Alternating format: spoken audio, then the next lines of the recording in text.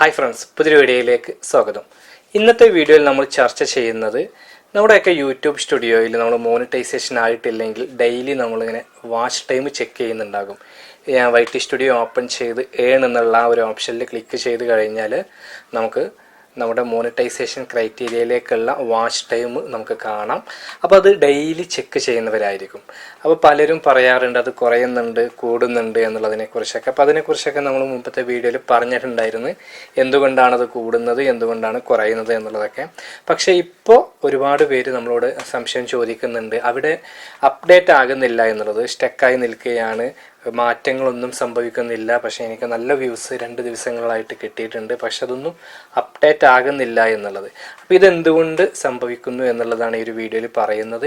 ഇവിടെ നമ്മൾ നമ്മുടെ വൈറ്റി സ്റ്റുഡിയോ ഓപ്പൺ ചെയ്യുമ്പോൾ നമുക്ക് ആ ഒരു ഏൺ എന്നുള്ള ഭാഗത്ത് ക്ലിക്ക് ചെയ്യുമ്പോൾ കാണാം എലിജിബിലിറ്റി എന്നുള്ളൊരു ഭാഗം. ഇവിടെ പ്രത്യേകം പറഞ്ഞിട്ടുണ്ട് showing data as of March 26, 2024 എന്നുള്ളത്. അതായത് ഇവിടെ പറയുന്നത് മാർച്ച് 2026 വരെയുള്ള ഡാറ്റ മാത്രമാണ് ഇവിടെ കാണിക്കുന്നത് എന്നുള്ളതാണ്. അപ്പോൾ ഞാൻ ഈ ഒരു വീഡിയോ ചെയ്യുന്ന സമയം എന്നുള്ളത് മാർച്ച് 31. അപ്പോൾ 5 ദിവസത്തെ കൂടി അവിടെ അപ്ഡേറ്റ് ആകാനുണ്ട്. അപ്പോൾ ഓരോ ക്രിയേറ്ററും മനസ്സിലാക്കേണ്ടത്, ഇപ്പോൾ നിങ്ങൾ ഇപ്പോൾ ഈ ഒരു ചാനലിൽ ഞാൻ വാച്ച് ടൈം ചെക്ക് ചെയ്യുന്നുണ്ടെങ്കിൽ എൻ്റെ വാച്ച് ടൈം എന്ന് പറയുന്നത് മാർച്ച് 26 വരെയുള്ളത് മാത്രമേ അപ്ഡേറ്റ് ആയിട്ടുള്ളൂ എന്നാണ് ഇതുകൊണ്ട് മനസ്സിലാക്കേണ്ടത്. അപ്പോൾ നിങ്ങളുടെ ചാനലിൽ നിങ്ങൾ വാച്ച് ടൈം ചെക്ക് ചെയ്യുമ്പോൾ ഈ ഒരു ഡേറ്റ് നിങ്ങൾ ജസ്റ്റ് ഒന്ന് നോക്കുക, ഏത് ഡേറ്റാണ് ഇവിടെ കാണിക്കുന്നത് എന്നുള്ളത്. അപ്പോൾ ഈ ഒരു ഡേറ്റ് വരെയുള്ളതാണ് നിങ്ങളുടെ ആ ഒരു വാച്ച് ടൈം അവിടെ കാണിക്കുന്നത്.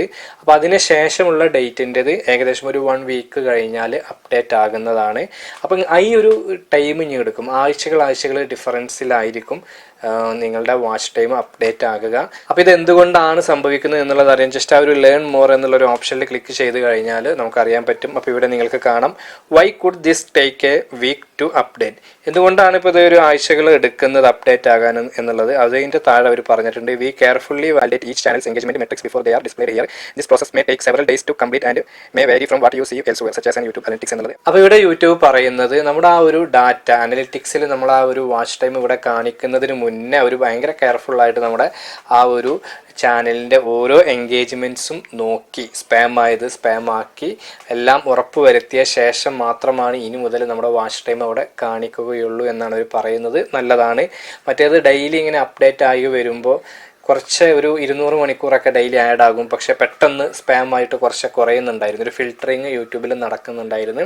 അപ്പോൾ ഇനി മുതൽ യൂട്യൂബ് ഒരു 1 വീക്കൊക്കെ എടുത്ത് അല്ലെങ്കിൽ അതിൽ കൂടുതൽ സമയം എടുത്ത് ആവശ്യമുള്ളതൊക്കെ ആഡ് ചെയ്ത് ആവശ്യമില്ലാത്തത് ഒഴിവാക്കി നമ്മുടെ ചാനലിൻ്റെ മൊത്തത്തിലുള്ള എൻഗേജ്മെൻറ്റ്, നമ്മുടെ ചാനലിൻ്റെ ആക്ടിവിറ്റീസൊക്കെ നോക്കി എവിടെ നിന്നാണ് വാച്ച് ടൈം വരുന്നത് എന്നുള്ളതൊക്കെ കൃത്യമായിട്ട് അനലൈസ് ചെയ്ത ശേഷം മാത്രമാണ് ഈ ഒരു ഏൺ എന്നുള്ള ഭാഗത്ത് കാണിക്കുക.